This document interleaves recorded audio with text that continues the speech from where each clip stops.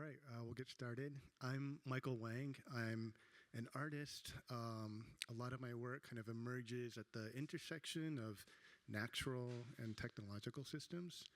And I'll introduce Maya Lin, who really needs no introduction, but who has created some of the most important public artworks of the last over 40 years, from the Vietnam Veterans Memorial to more recently Ghost Forest, which we'll talk about later. She's won every award from the National Medal of Arts to the Presidential Medal of Freedom. So yeah, very, very honored to be here with her. Thanks for inviting me. And maybe I'll just start by sharing some kind of connections to like maybe why we're both here. When Tavia Nyong'o asked me to speak in relationship to this event and to Wish Tree, I think he was thinking about my works that used living things, also my work with plants, as having some relationship to the wish trees. And then he asked me if I could be in conversation with any artist, who would that be? And I said, Maya Lin. So yeah, so thrilled that you are here. When I was then kind of thinking about what to do today, I was speaking with Yoko Ono's studio director, Connor Monahan, and he asked me what works of Ono's would I be speaking about. And I hadn't really thought yet, but I thought immediately of this work, which is up on screen, that was a part of Yoko Ono's one-woman show. And this was this kind of unsanctioned performance, I guess, at MoMA in the sculpture garden. These are the photographs that kind of document that performance, which is also kind of a fictive, fantastical performance. I think these are photo collages, where she said she brought this jar full of flies into the sculpture garden and then released them. So you can see the jar is full of flies on the left, and on the right, the jar is almost empty of flies, and also Ono's kind of disappeared. And then there's a series of photographs that document this performance, and you see the flies kind of like move through the galleries of MoMA and then kind of disperse across Manhattan. They kind of go all the way into Brooklyn. So they kind of escape the confines of the museum. I wanted to start with this because it kind of had this strange resonance with a work I had done. So I first learned about that piece kind of belatedly. I learned about it at Ono's retrospective at MoMA in, I think that was 2015. But about 5 years earlier, in 2010, I had done my own unsanctioned performance in the sculpture garden at MoMA, where I brought a single Japanese beetle, which is considered an invasive species, and I released it into the sculpture garden. And I think, why did I do that? I was kind of interested in sort of the kind of threat, the feeling of threat and invasion that attends these invasive species. I felt like with the Japanese beetle and with many kind of invasive species, they kind of, there was this undercurrent of a kind of racist or anti-immigrant sentiment that kind of attended to these organisms. So I kind of wanted to elicit that kind of fear of invasion. But at the same time, I called it a sterile release because by only introducing one, it was a male, which meant it couldn't carry eggs, that somehow would just be this one insect and this one kind of tiny creature, and maybe that the garden could become a kind of sanctuary for it. But then when I kind of learned about this work of Ono's, it kind of changed the way I thought about it. It kind of made it more meaningful that I had done this. And I thought about the way that she imagined these organisms, these creatures, these insects kind of escaping the museum and kind of becoming a part of the city. And then I kind of made me reimagine this work and also kind of made me rethink about the connection between this sort of very kind of material, physical, living gesture and also the kind of connections that Ono always makes between a kind of very real gesture and the kind of space of the mind or a kind of conceptual gesture. In any case, I'm going to share just a few examples where I kind of continue this exercise, where try to find connections between works I had done and then works of Yoko Ono's. And to me, I just kind of want to put them side by side and not really kind of over-theorize those relationships because they're very associative. But I just wanted to present a few of her works alongside a few of mine, and I think that they change how I think about my works, and I think make them take on new meanings that actually, I think, yeah, they kind of make me just rethink work I've done. So the next one I'm presenting, this is sort of my close encounter with Ono. This is in 2001, October 2001, where I participated in her Mend piece. So that's me on the left and Ono on the right. And she presented this, this work, which is part of an ongoing series of works, but she presented it just after the attacks of September 11th, 2001. And I remember so in this series of works, she assembles all of these broken pieces of pottery and then instructs the participants to reassemble these broken pieces. And she pointed at one teapot and said, that is the World Trade Towers in ruin. And so there was some sense of kind of like this healing of the world through rebuilding these broken shards.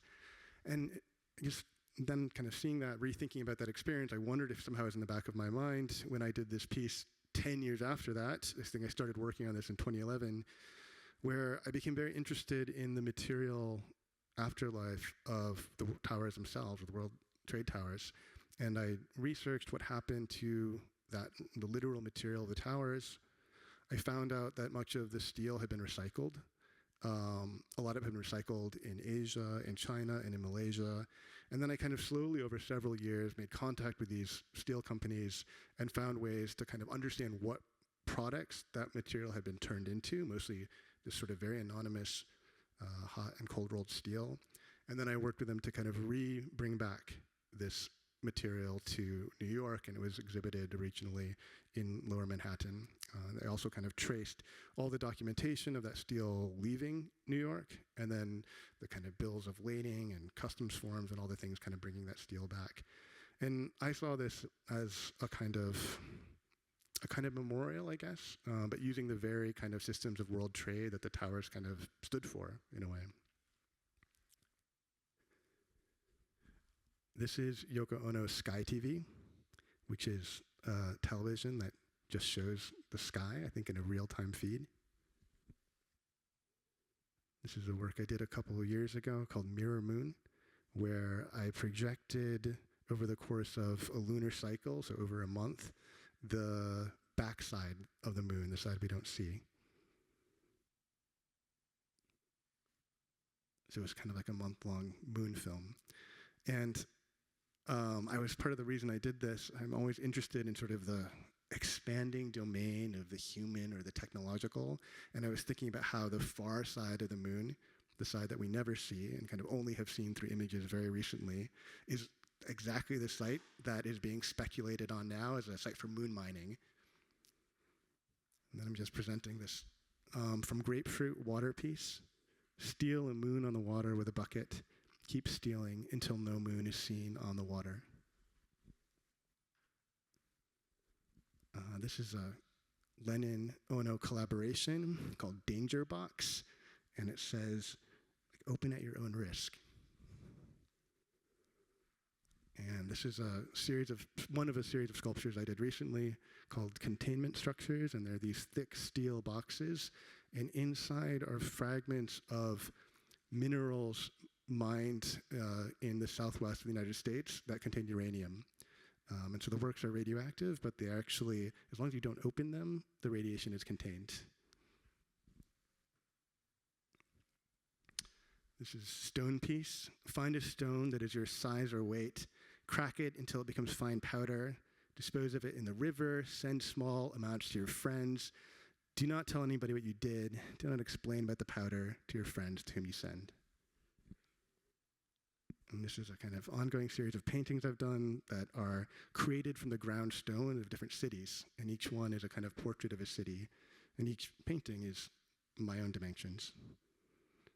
So this is a sandstone from Hong Kong that becomes this kind of reddish pigment. So the paintings sort of are a piece of the city that they represent. This is a bit of Manhattan schist, so the bedrock of Manhattan that becomes a sort of dark gray. This is revalue piece 2. Use all existing artwork as pieces of furniture and household appliances, i.e. use sculptures such as Henry Moore's as diaper hangers, or chairs, bookshelves, tables, and beds. Use paintings such as Monet and Picasso as heavy curtains, sofa covers, etc. So I love that idea of sort of taking an artwork that's something kind of, from the realm of fine art that's sort of inherently not supposed to be useful and giving it use value. And this is a series of works I did a couple years ago where I was thinking about these famously useless stones, to sort of how the kind of Chinese poets talk about these stones, these kind of strangely shaped stones from Lake Tai near Shanghai. And because they're so strangely shaped, they're not useful, they can't be used for building anything, and instead they become like artworks. So I made these sculptures using that form of these useless stones that are valued only as kind of aesthetic objects. But I kind of found a way to make them useful. They're actually here made out of wastes that have been extracted from the lake. The lake became very eutrophic, very polluted with runoff. So invasive species were growing there. There were these toxic algae blooms. So these stones are made out of those invasive species or the algae. So they're kind of a part of these lake remediation efforts. Water piece. Listen to the sound of the underground water. And I'll just share. This is a piece I did in Shanghai also, where I was thinking about how Shanghai is connected to the Yangtze River. It's at the mouth of the Yangtze River. I know Maya's also done work on the Yangtze. And I was thinking about the origin of that river in these glaciers. And also how the electricity of Shanghai comes from dams on the Yangtze. So this is a work made out of Yangtze electricity, hydropower, and Yangtze water. And it kind of recreates these glaciers by creating this artificial snow.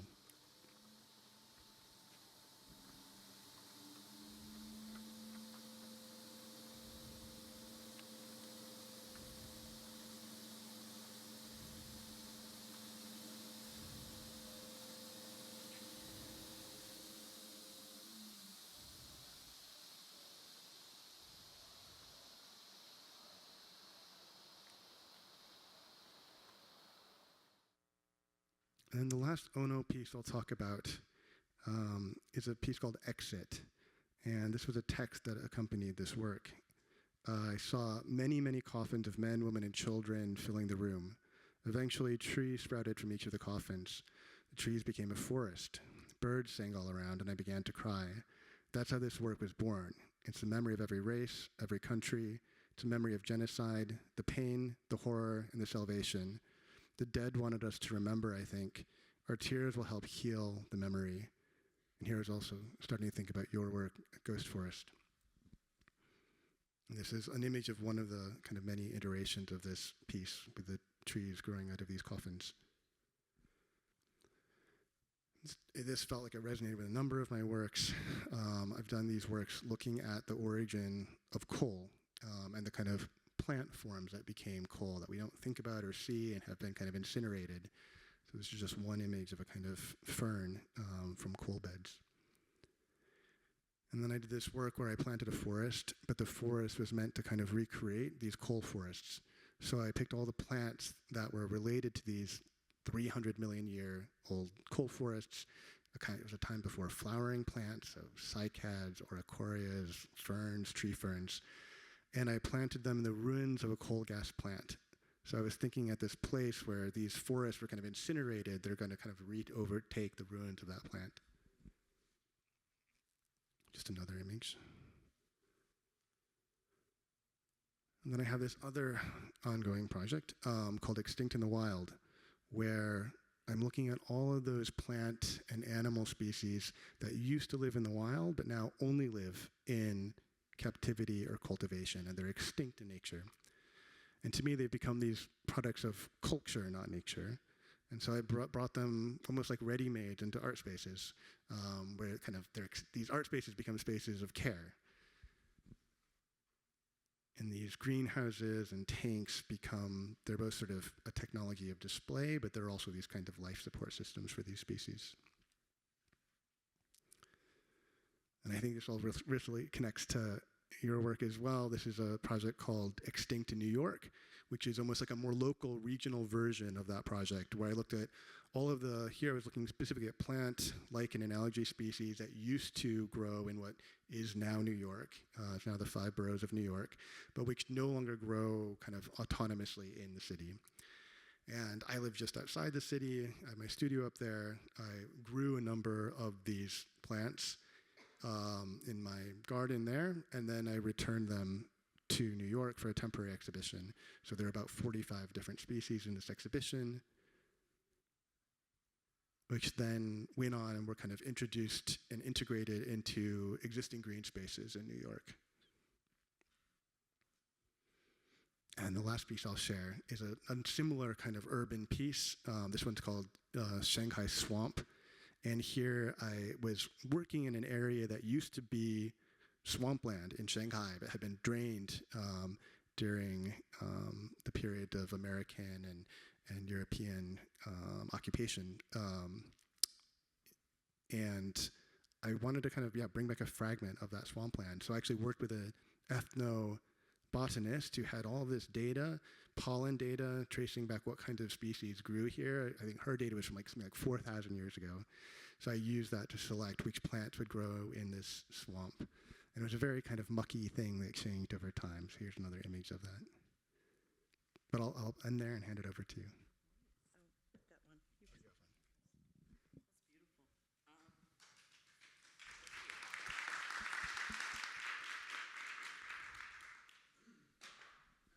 Yeah, I love the work, which is sort of why I'm here. And I think I'm only going to focus on Ghost Forest and then my project, What is Missing. So I think we link in species that used to roam around Manhattan, and I'll mention those briefly. But I think the forest, Ghost Forest, sort of came about, and I think this is the very first sketch I ever did. But I was saying to Michael earlier, I don't really do temporary installs very often. I think part of it is just my nature. My projects take a little while to build, get constructed, get formed, and the idea of then removing them after a temporary period, I kind of don't want to do something that's going to take so much effort that then you have to undo it. Because again, the other side of me is kind of a very committed environmentalist. And so anyway, so Madison Square Park had asked me to create a work for them, and I had no idea what to do. And every year, Brooke Rappaport would call me up. Full disclosure, our kids all went to the same pre-K, so she would run into me and go, "Hi, got an idea." I said, "No, not yet." And I finally came up with something, because I loved the idea of bringing something into the park that was, in a way, maybe a living organism, right? And then I realized, oh, what I wanted to do would take 30 to 50 years to grow, so that's not going to work. And I'm in Colorado when I'm sort of making this decision, and I'm looking out, and where we are, the beetles come in because the weather's too warm now, so the beetles aren't dying in the winter. And there'll be one evergreen tree, ponderosa pine, and it will turn red, as in the beetles have gotten to it. And within, I would say, 2 to 3 years, the entire stand of trees is dead. They've all been killed by the beetles. It's a terrifying thought, and I knew that they had been called ghost forests. And this phenomena is happening throughout the world. I have friends in Germany, huge stands dying out. So I called Brooke up and I said, there's only one thing I'd like to do in Madison Square Park. I'd like to bring a ghost forest to the middle of Manhattan. And I thought she was gonna be like, you're gonna bring dead trees into the middle of Manhattan? Okay. They were so supportive, and you'll see, and this was right, let's see, when was COVID? COVID was 2020, right? So this was in 2019. We were all slated to go. I had found a stand of trees because, again, I'm very much about local. I'm going to ground you in what is missing, what is disappearing, what is happening environmentally and topographically and geographically right under your feet at times. Like, for instance, for an artwork at the Indianapolis Museum of Art, I found out that Indiana's a little flat, but underground, underneath the entire state, is a hidden cave river system. It's the White River. So we went spelunking, and I ended up taking photographs and getting depth soundings and creating a wire landscape. It's called Above and Below, and over one of the terraces at the Indiana Museum of Art, there is now this sort of captured, I call them drawings in space. But anyway, back to this. So I wanted to find a ghost forest that was regional to the area. Unfortunately, that was very easy. I had had the pleasure of visiting the Pine Barrens years back, and people had said, you have to look at the Atlantic white cedars, which actually used to go all up and down the seaboard. We actually built our cities from them.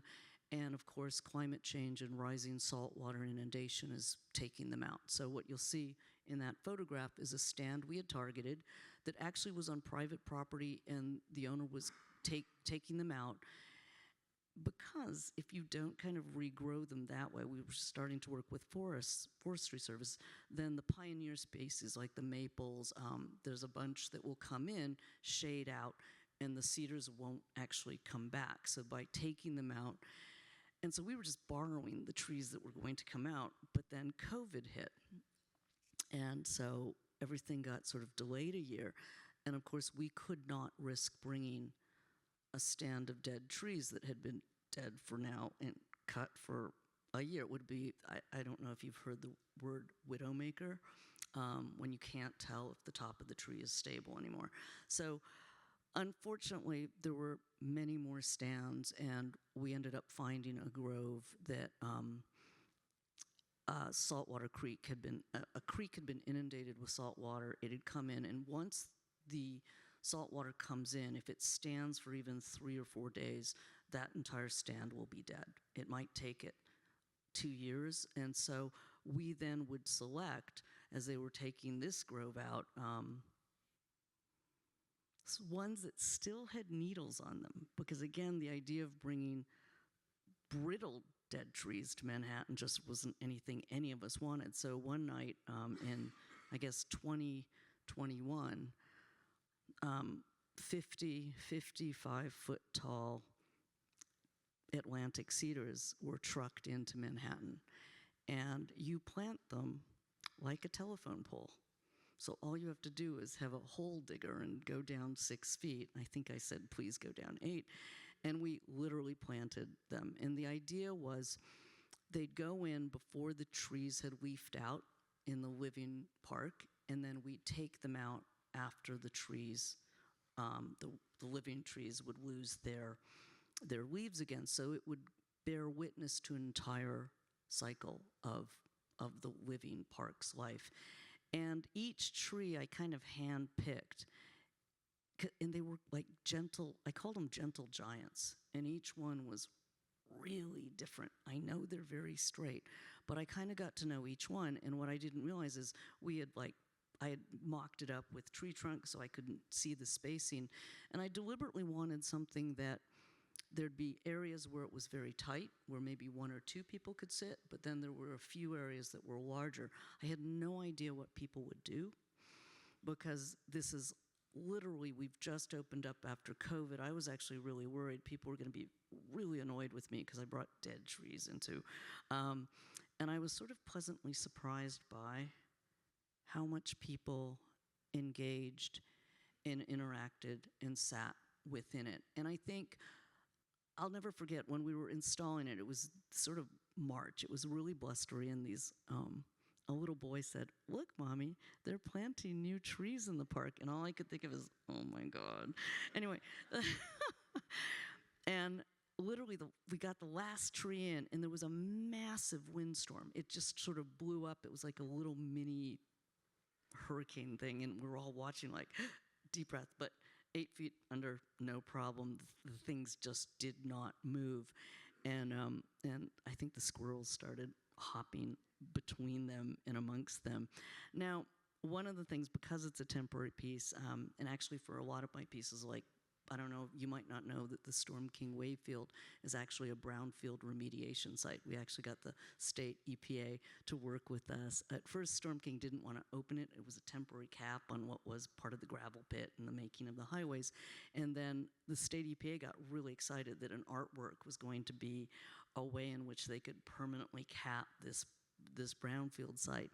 And there are hidden streams underneath it, so each of the 7 rows has a different microcosm, which again I love, because when you're working with a living artwork, it doesn't begin when you finish the piece and seed it and plant it. It takes years and a learning curve. How are you going to work with the woodchucks, the mowing, everything? And it turns out they're different microcosms because there's some hidden streams in that piece. So in 2 that get a little bit damper, the butterflies come in. And so students have been coming in and studying the different ecology of the place. But again, that piece was non-toxic, organic soils, native grasses. This one, we tracked our entire carbon footprint. Every trip, every truck, every bulldozer, because I really wanted to emphasize not just loss in what climate change is doing, but to use Madison Square Park as a forum for what is missing. And I am a broken record about nature-based solutions to climate change, being a way to both save biodiversity and reduce emissions. If you go to Drawdown, you go to the Nature Conservancy site, you end up with, you can have a 50 to 90% suck from photosynthesis and the soil web, the life of the soil. So our very first public program was actually not like an art forum. I had the Nature Conservancy chapter there. I had the Perfect Earth there. I had Rodale, who was one of the first to really study organic, no-till, regenerative farming.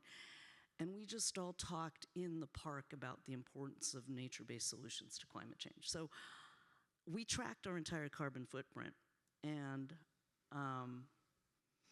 the Natural Areas Conservancy ended up planting 1,000 trees and shrubs in and around the 5 boroughs. And we calculate, I think our tonnage to make the work was 6 tons, and over 10 years, we'd absorb, I think it was tenfold that. So, and I think that became part of the outreach. And I think my spirit, I'm gonna show you something that is tacked to my elevator door wall in the house.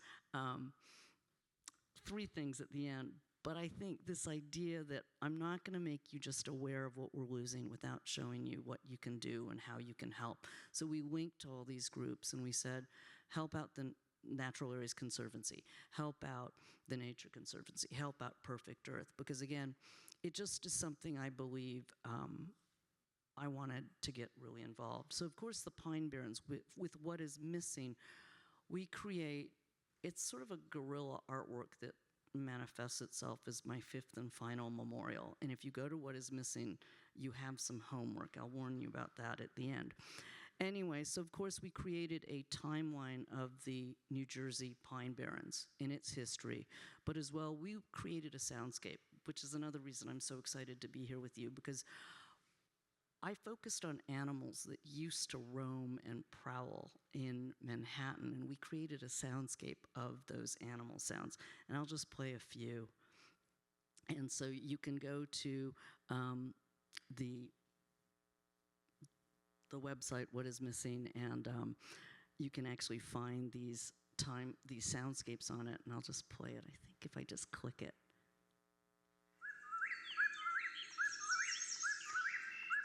So the images of Mannahatta by Eric Sanderson, of what Manhattan used to look like. This soundscape highlights the sounds of some of the native species of animals that were once common to Manhattan.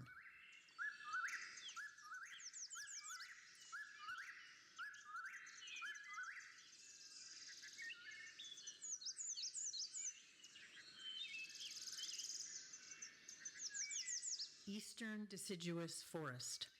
This dawn chorus from West Virginia features the voices of birds that were present in Manhattan's deciduous forests more than 500 years ago. The Cornell Lab of Ornithology.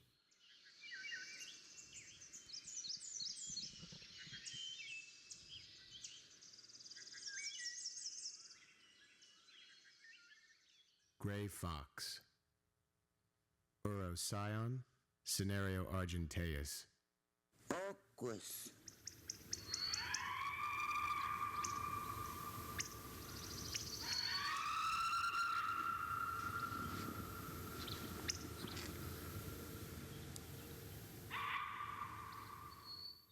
Cougar. Puma concolor. Gwen shook when I.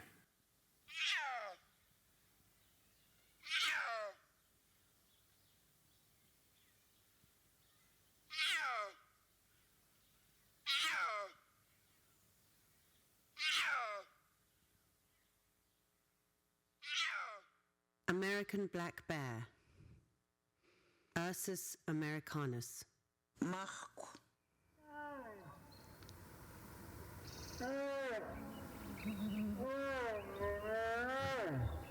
So you might not know that the bear market we talk about today is based on how plentiful and how much people enjoyed eating bear meat. So we mine the history of the world from an ecological point of view throughout these. I just wanted to add with one more, which I don't know if you've been watching the paper. So this is the right whale. Oops, I have to play it. And it was called the right whale because after you killed it, it would float. So it was the right whale to hunt. It's been almost hunted out of existence. It's extremely rare. And this is both good and bad. 2 days ago, a mother right whale and her calf were spotted in New York City, which is pretty great. But they also were spotted in a shipping line. Now, there are people that are there are scientific organizations that are monitoring the whale traffic, and when a whale is spotted, then all the ships have to slow down. But collisions with the ships coming in and out of the harbor are still a great risk. I think 3 dolphins were spotted in the Hudson.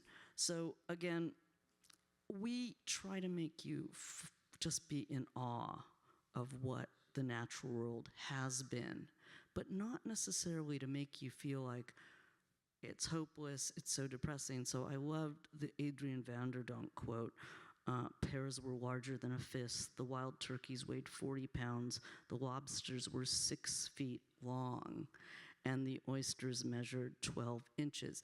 I won't say who, but a great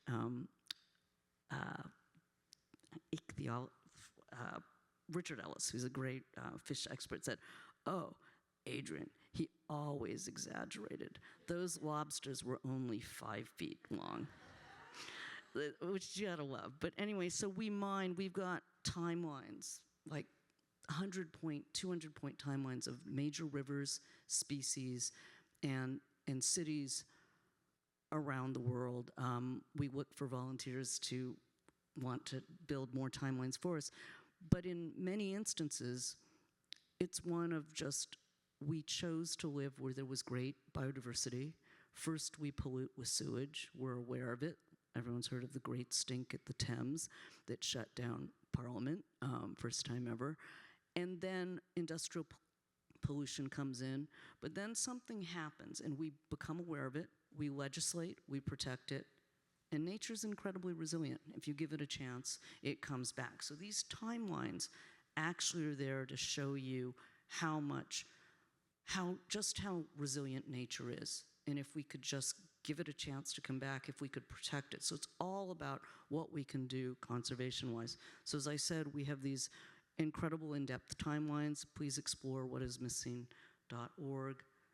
But as an artist, I'm also trying to get you to think about what's missing that you might not realize is missing from the scale of species, the abundance of species. I grew up in rural Ohio, and I was in a 4-H bird watching group. We went and we took notes of. We did not raise chickens or pigs. We actually went out and picked up litter and birdwatched. But basically, the sounds I heard as a child, songbirds are in a 40 to 90% decline.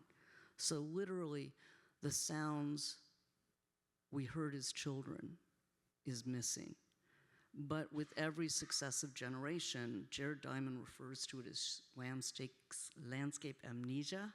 Daniel Pauly refers to it as shifting baselines. So you might not realize that a cod was bigger than a man in the 1890s. So what I try to tap into is how can we protect something if we don't even realize it's missing, to make you aware and then show you with conservation legislation, and then we point out groups that are there that you can volunteer and help and help. So my one thing I ask of you, and I think this brings back the why I'm here today as well, the spirit of participation. Citizen science, the bird count, we've been helping. Everyone's been observing the natural world. And the Christmas bird count, it's incredible. And so I collect memories. And what I'm asking everyone here, go to the website, go to Share a Memory. Give me a memory, something you, or better yet, your parents or your grandparents told you about the natural world that may be missing. If you have a photograph from your childhood, bring it in. It's all about, can we reach back into time and can we make nature relevant? Something missing in your own backyard that's important to you. So that's all we collect, and so that's sort of what leads me with, I show up at different exhibits and I always insist that I bring what is missing with me. So this is at the Smithsonian National Portrait Gallery, and it started with, I love analog, and I think it's again why I'm so excited to be here, because the Wishing Tree is just that. It's this participatory, we're so into our screens. I mean, I don't know, you go on the subway, everyone's like this. And it's like, just get out. And I think this is gonna surface next. I don't think I can say where it's gonna surface next, but it's gonna surface at Earth Day in New York somewhere. And so we just let all the memories grow and grow and grow until they took over the wall. And I think then we collect the memories and we enter the ones in. And so that's going on. And I just feel it's so much in the spirit of what Yoko Ono's Wishing Tree is about. And I believe missing should be about, let's be aware of what we've lost, but also give people hope. And I've got something on the website called What If. I don't want to go into it because I think we should start a dialogue. But I just wanted to show you, this has been on my door to my entry door. My husband and I, whenever Yoko would put up this full page ad in the Times, we just cut it out and post it on the wall. And it's just been there as an inspiration. And I think when I was asked with this one group during Climate Week at the UN, could I do a bus stop? And I said, I would love to. So in about 10 bus stops in and around Manhattan during Climate Week, this is my message. If we save nature, nature saves us. And then it links to nature-based solutions to climate change, which again, not to belabor the point, but nature-based solutions, we can save biodiversity and we can reduce emissions by 40 to 90%. And with that, I think that's it. I'm done.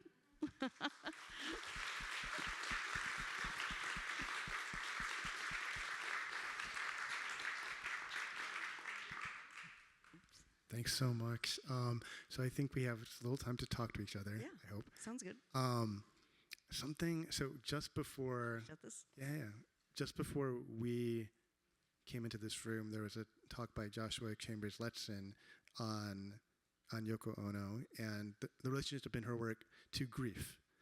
And there are these sort of terms in the air right now, like climate grief or kind of ecological grief. A lot of people kind of tie it to Aldo Leopold, his kind of lament for the marshland and marshland elegy. And I feel like there's something in, especially this last project you shared, that's both about grief but also about hope and memory. I was just wondering if it's maybe talk about. You're absolutely right. And I think I started missing in 2007. I had a commission for the California Academy of Sciences, and I actually gave them 2 works. The artwork is a wire landscape of above and below sea level of the San Francisco Bay Area, but I spent as little money as possible on it to seed fund into what would be the second piece. And on the opposite side of the terrace, we got donations of film from like Nat Geo, the BBC, Cornell Anthology Labs, and we created the first iteration of what is missing. I interviewed all the scientists at Cal Academy of Sciences, and I said, well, I want to start this project. And I think I had written about it in Boundaries 5 years or 8 years prior to that. And at that point, it was called the Extinction Project. And the scientists were like, and I knew I wanted my 5th and final memorial to be about the one thing that I have cared so deeply about ever since I was a kid, which is the environment. Every one of the scientists kind of went like pale as a sheet. Like, what do you mean you're gonna make a memorial about? Please don't. Like, do something positive. Do something about hope. So I promised them I would do something that would be as much about hope in action as it would be about making one aware of what we're losing. But I would argue that none of my pieces have ever been about loss. They're about history and about accurately looking at our history. And if we can face history, if we can face the facts, if we can face death, we can mourn. And I actually think if we don't mourn and we don't express that grief, we actually bottle it and we can't really get over it. So I think part of it is to face it, but then missing, unlike any of the other memorials, which I just put out the facts and go, okay, I'm not gonna say anything. Missing is intensely advocate-oriented. I don't ask anything of you other than a memory, but with every issue, like with every timeline, it'll tell you these are the things that threat, here are 3 or 4 groups, go help them. So there's that. But as an artist, well, you know, I was on the board of NRDC for almost 15 years, before that, the Energy Foundation. I just thought, I'm not trying to be, I am an NGO, I'm a not-for-profit 501c3, but I'm a guerrilla artwork. And in that, what can an artist do? So what I try to do is I take a lot of facts, I take a lot of science and a lot of data, and I try to maybe put it in a different light. So I think I got invited to give an opening address at Davos, right?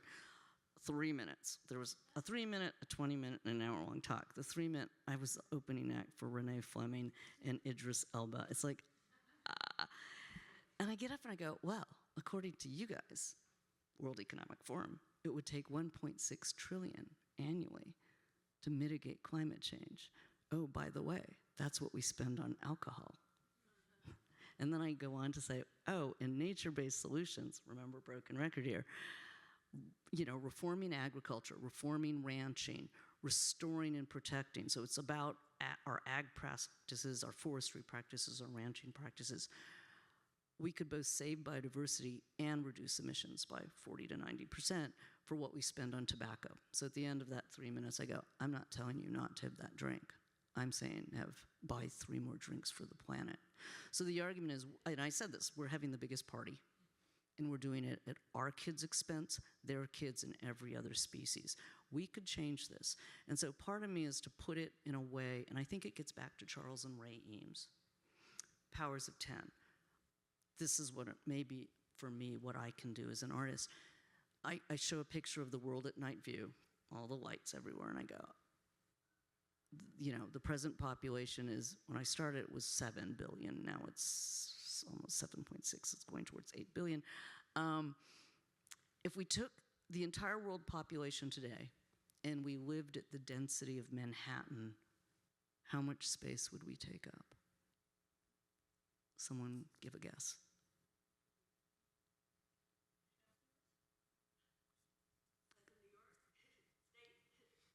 Nope. New Mexico. When I started, it was the state of Colorado. So most people do not go, I don't want to live like the people in Manhattan, it's too crowded. They go, that's it? So it's really, is it really about population? No, it's about land use and consumption. So I would say that, anyway, so maybe art. can get us to rethink, and that it's all of our choice. We're not just waiting for oil and gas, because we're consuming the oil and gas. And, that you kind of have to make commitments in your own life as well as volunteer to help in other, just get involved. I feel like, what can you do? And how can you influence others? I get up and I go, if everyone ate 20% less meat, what would that entail? We could set aside enough land that's equivalent to all the protected land in North America and 50% of the land in South America. It's huge. Now, you can get up and you can say, eating meat is bad, but you've probably lost a lot of people. They've turned off. You're preaching. So I just say, well, what if we all just ate 20% less meat? Because it's getting in the door of maybe a group that might be like shut off completely, because I think they know where you're going. So maybe art can get you to kind of think. But I'm actually here because I think Yoko Ono has been a great inspiration, and I feel like I live with those three: give peace a chance. I mean, my husband and I love that we would look for those ads when they came up in the New York Times. And I think it kind of inspires you. Get involved. Do what you can. And I hope I don't preach. I hope I'm not preaching. But anyway, sorry. I was thinking about the way you talked about time and the way you talked about how when you think of a work, you think of it over a kind of a long duration. You said like 30 years. And because you're working with the Pine Barrens, made me think about John McPhee, who wrote the kind of classic account of the Pine Barrens, but who also coined the term deep time. Yeah. To kind of capture the sense of geologic time. I'm curious, how do you, in your own work, kind of balance the urgency of activism with this kind of long-term thinking, the sense of deep time? Well, I was talking to a bunch of Woods Hole scientists once, because I was sort of like, okay, what's the worst that could happen? We mess it up, we go extinct, the planet's going to be fine. And then one of them just happened to say, yeah, except do you realize even though the world is like covered by water, it's really shallow? And it's like, I'm thinking, we end up with Mars. Not that that's going to happen, but then my little deep time thinking sort of, but I believe that, and I've been like this since I was a kid, because I grew up at a time when the Clean Air Act, the Clean Water Act, the Endangered Species Act were in process. We saw Lake Erie, I'm from Ohio, Lake Erie, Cuyahoga River caught on fire. There was massive fallout that we almost lost the raptors. So Silent Spring happens in the 50s. Can't remember when Rachel Carson, but we're watching we almost lose all the raptors. And then we get banned DDT, and if you look now, it's like the ospreys, the eagles. It's amazing. So I think I grew up just being acutely aware of how much we as a species are capable of incredible damage, and I just wanted to kind of do something. And so I would be like out in the parking lot of Kroger's with a petition to boycott Japan to save the whales. And then I'd be like out with a petition to ban steel traps. Activism has always been a part, and I think there is no time like the present. Right now, we have very little time, but do what you can. Do what you can and what you buy, and more importantly, what you don't buy. Do what you can by helping groups. Do what you can. Because I think we can turn this around. Again, 3 drinks for the planet sort of a thing. But it's going to take all of us doing whatever we can do.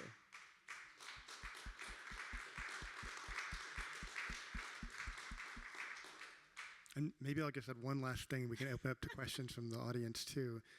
Just because we're here to say yes to peace, I just want to say that I think that the Vietnam Veterans Memorial is one of the greatest monuments to peace that there is, alongside Yoko Ono's Peace Tower, and that there is some connection between grief and this desire for peace. Absolutely, and I think I remember it was a little bit of a kerfuffle when it was being built, and I think people kept saying, "Well, it's anti-war," and I'd be like, "Is anyone pro-war? Like, really?" But of course, you didn't. You said, "Oh, it was interesting," but it's like it's anti-war. It's like it was the weirdest. I just thought the whole thing was sort of ironic that way. It's like, and I think I did say that. Is anyone pro-war? Are we really going to say that? Anyway, so sorry. It's like, I think it is a piece that was done at the behest of the Vietnam vets. They had to call in their own memorial. It was probably the first time in history where the veterans themselves had to fundraise and build their own memorial because it was such a contentious topic and war. I think it kept being contentious, and I think until it was actually built, and it just changed overnight. But I also think it was rather ironic because I think, and I think I've always like connected to Yoko because the amount of racism she went through was, it was horrific and not understood as an artist, not seen, and it just was painful as another Asian to know that this is sort of what was going on.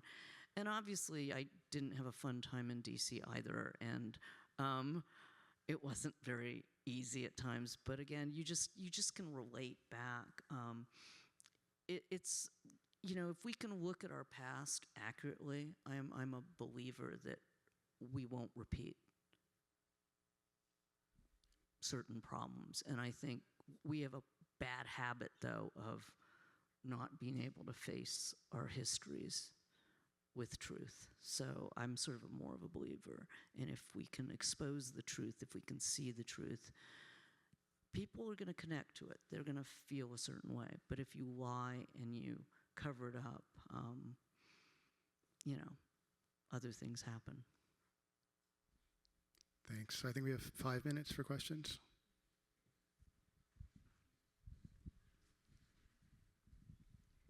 Hi, thank you for the beautiful dialogue. And I want to ask you a really nerdy question, so I'll ask it, then give a tiny primer in case any in the audience or you are unfamiliar with the term. I want to know, how does your work engage normative chemistry? And normative chemistry is a word I picked up from Terrence Deacon over at UC Berkeley, and I think that Yoko Ono is a major figure in normative chemistry, and it starts with every single cell has a right and a wrong for it, and that might be different for different cells, like too much salt, too much calcium, wrong pH, wrong temperature. Every cell has all these thresholds, and it's making decisions. It has a pump to get the calcium out.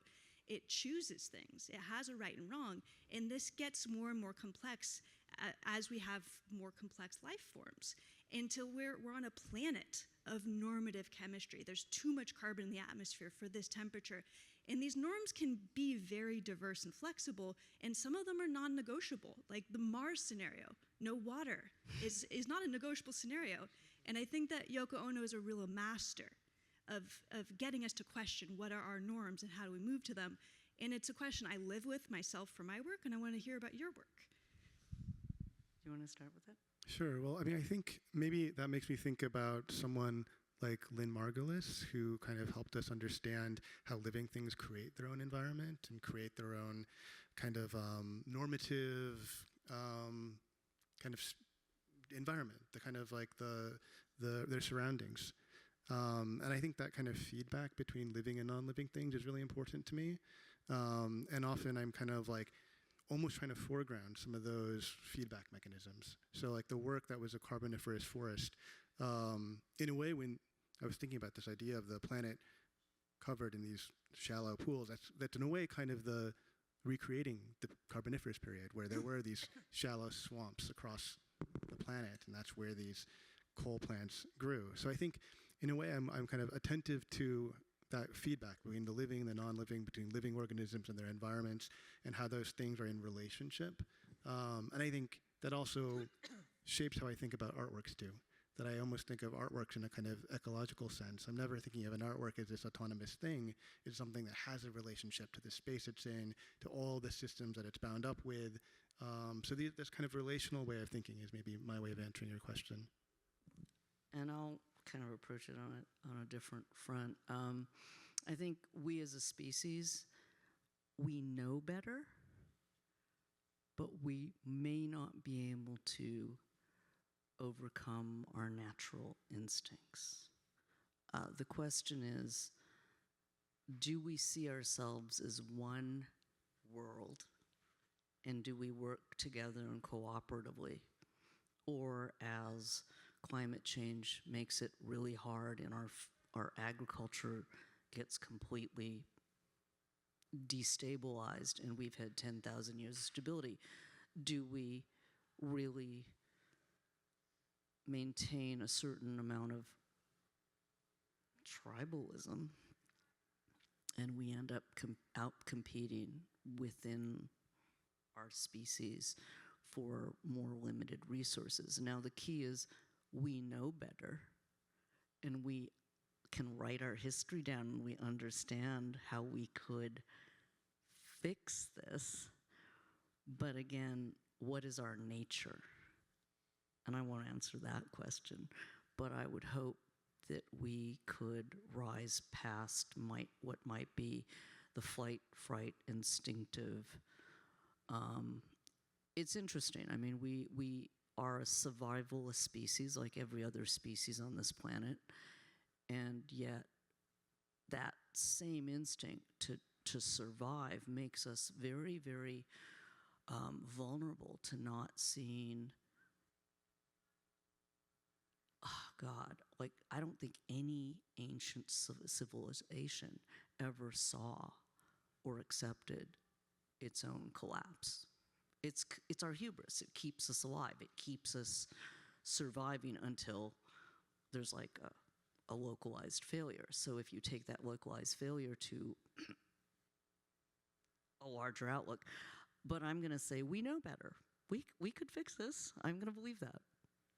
Anyway, I hope that answers your question. Should we have one more question?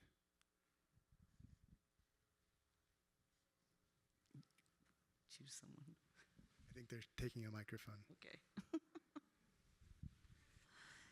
Actually, it's not a question, but it goes on your talking about the food change of diet, how much that could help our,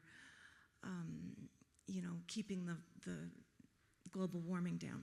So tomorrow in the drill hall at 12:30, we're having a read-in, let's say, and we'll be making a peace circle, a world peace circle, and we'll be reading paragraph by paragraph. It just is one chapter of The World Peace Diet by Will Tuttle. So that'll happen in amongst the trees tomorrow at 12:30, if anybody's Thank interested. you. Thanks. Maybe we'll take one more question then.